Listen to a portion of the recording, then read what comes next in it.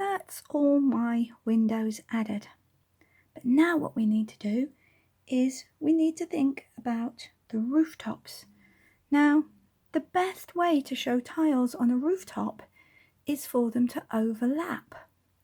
And the easiest way to do that on most of these is to begin at the top.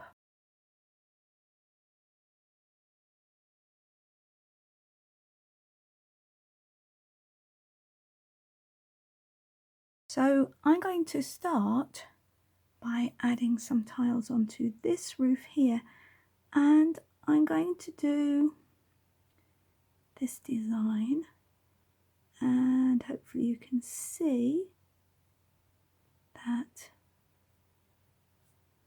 I'm allowing all of my tiles to overlap as I go along all the way to the edge of the roof.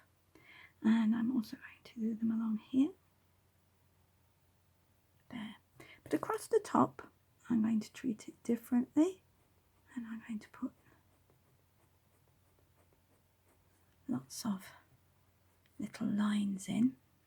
And then on those roofs, just for change, I'm going to put a window in the roof here. So I'm going to make it quite a fancy shaped window. There we go.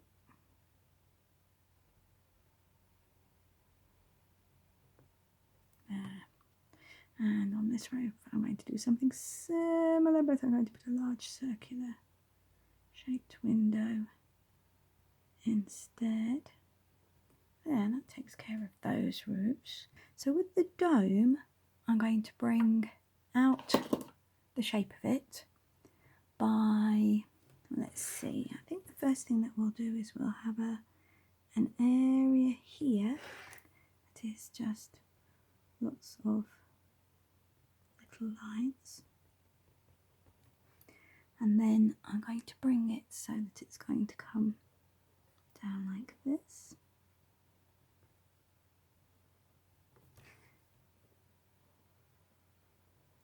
Following the shape. And for this one, I'm going to do something similar. You can come back in a moment and see that when you've had a go at doing yours.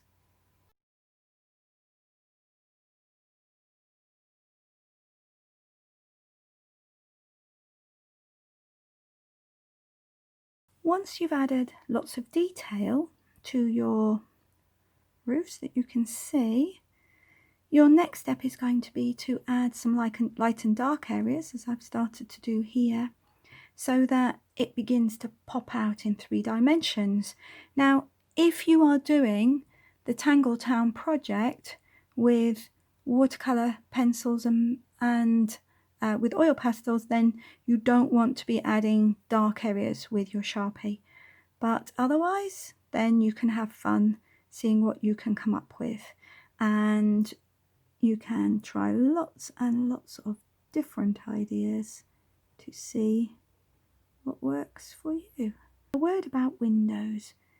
Obviously, we would expect to see light on one side and dark on the other. Some might be fully dark.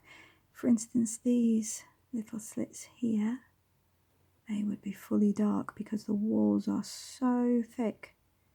In a castle, we wouldn't expect to really see much light through those at all. But here, what you might want to do with some of these is to just colour in part of it rather than all of it, so it looks like the light is just catching part of the window, because we would expect the light to reflect.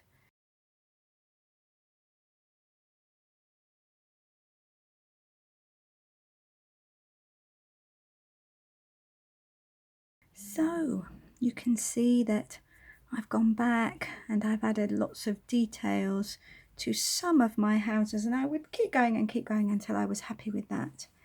And then I would look to add just a little bit of shadow with my pencil, just to bring out the three-dimensional effect that you can see here.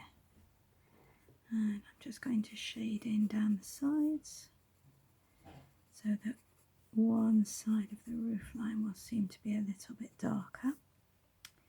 And just a little bit down the side of the building there as well.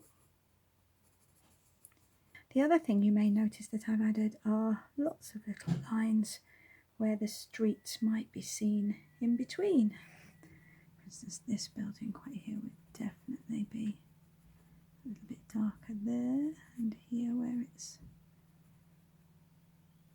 being overlapped by the crenellations, and also definitely here. The trick is not to press too hard, so if you look at it and think, oh, I'm not too sure about that, you can always then rub it off again.